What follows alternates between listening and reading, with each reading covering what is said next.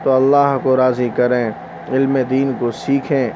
اور جتنا ہم میں علم ہے اتنا عمل کریں، زیادہ علم سیکھنے کی کوشش کریں۔ اگر ہم نے علم دین کو نہیں سیکھا تو ہم ذلیل اور رسوا ہو جائیں گے۔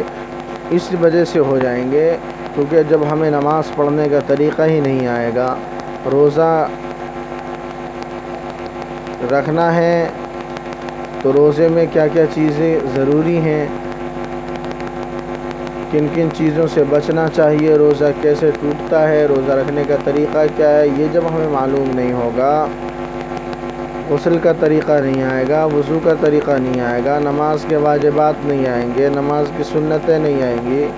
کھانے کے آداب نہیں آئیں گے، سونے کے آداب نہیں آئیں گے، جب یہ چیزیں نہیں آئیں گی تو بتاؤ اللہ ہم سے کیسے راضی ہوگا؟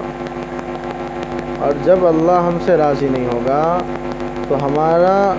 پھر اس دنیا میں جو آنے کا اصل مقصد ہے وہ پورا نہیں ہو پائے گا، پھر ہم عبادت بھی نہیں کر پائیں گے، کیونکہ عبادتوں میں سب سے افضل عبادت نماز کی عبادت ہے۔ ہم نماز جو قائم کریں گے بغیر وضو کے نہیں کر سکتے نا، تو اس لیے میرے دوستوں یہ ضروری ہے کہ ہم علم دین کو سیکھیں، اور علم دین سیکھنے کے لیے آپ کو اپنا رخ مدرسے کے جانب کرنا ہوگا، مسجد کی جانب کرنا ہوگا، علماء کی طرف متوجہ ہونا ہوگا، علماء سے اپنا رشتہ جوڑنا ہوگا۔ اگر آپ علماء سے اپنا رشتہ نہیں جوڑتے ہیں تو علم دین کیسے سیکھیں گے؟ اس لیے میرے دوستوں آپ اور تمام حضرات یہ کوشش کریں کہ جو بڑے ہیں کہ انشاءاللہ ہم اپنے مسجد کے امام حضرات سے ملاقات کر کے ایک آدھ گھنٹہ ٹیوشن کے طور پر پڑھیں گے اور علم دین کو جاننے کی مکمل کوشش کریں گے، اور اپنے بچوں کو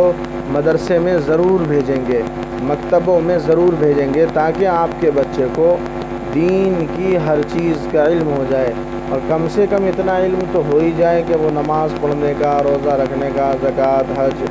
جو دین کی ضروریات کی چیزیں ہیں، جو اہم مسائل روزمرہ کے مسائل ہیں، اس میں تو کم از کم بچہ آپ کا صحیح طریقے سے عمل کر لے، بار بار اسے کسی سے پوچھنے کی ضرورت محسوس نہ ہو،